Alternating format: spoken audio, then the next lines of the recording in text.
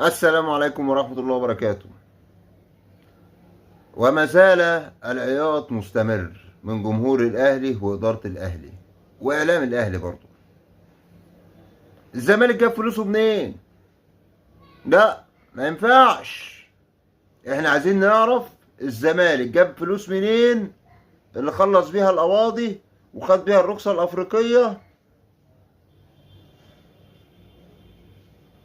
واحنا خدنا فيها.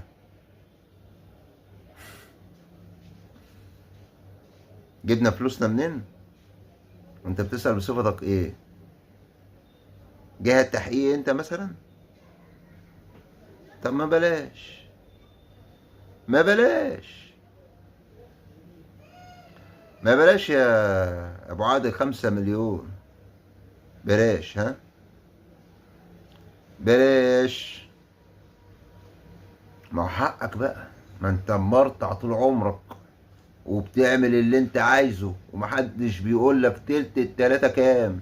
فمن حقك بقى تفرض وضلوعك علينا وتقول الزمالك جاب فلوسه منين.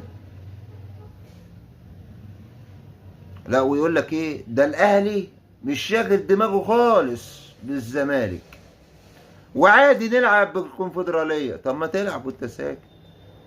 ولا انتوا ما بتشوفوش الاعلام الاحمر بيعمل ايه؟ ولا بتوع اللي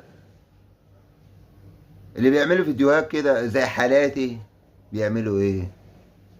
والوضع عبد الناصر يقول لك ايه؟ يا فيها يا نخفيها. يا فيها يا نخفيها للدرجه دي؟ ما انت ليك حق.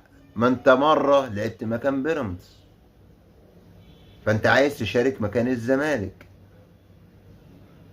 عزبة ابوك هي، اصلها عزبة ابوك.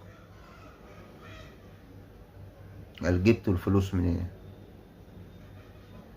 روح يا شاطر العب بعيد، روح العب بعيد يا شاطر والعب كونفدرالية. مش عاجباك ما تلعبش، اعتذر.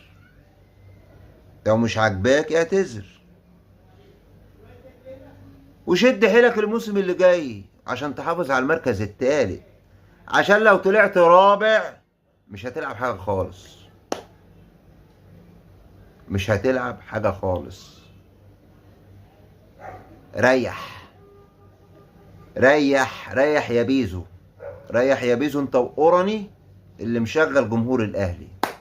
سلام.